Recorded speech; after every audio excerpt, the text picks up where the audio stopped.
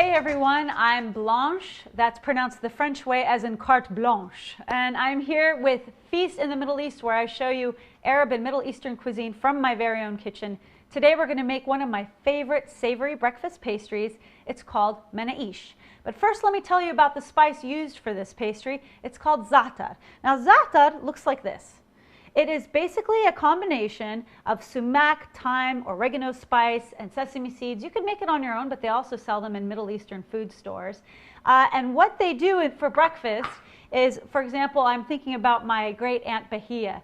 She would take bread, like pita bread, dip it in the olive oil, zayt, and then dip it in Za'atar. So it's called zayt Za'atar. And she'd say, Blanche, لازم تاكلي زيت وزعتر كل يوم منيح للصحة. What's that mean?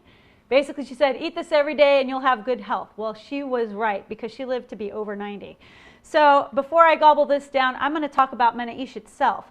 What Manakeesh is, you basically take the combination of the oil and the Za'atar like this, and you mix it together to form a paste like this.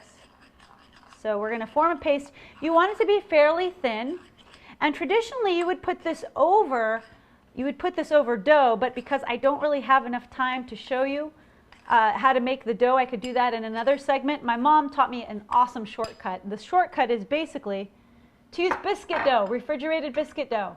Now I buy one that has no trans fat or funky ingredients in it. You can find it if you look hard enough, like these.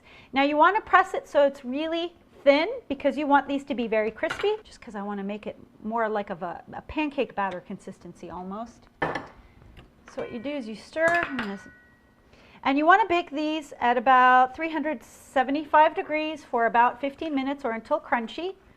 So you put a little portion in each one like this.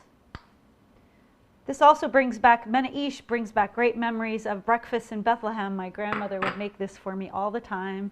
And I always smelled the Za'atar spice, which is a very distinct smell. I mean, you've got all these spices going on in it. It's hard not to miss in the morning.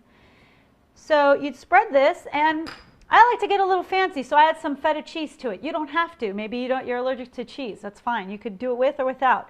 But I just crumble some cheese like this, then bake it, and we're all set. Now let me show you what the finished product is. I'm going to bake these, but I really want to show you through the magic of video. This is what they look like. Isn't that beautiful? This makes a great breakfast. You could take this to a potluck. People will be slamming these like crazy.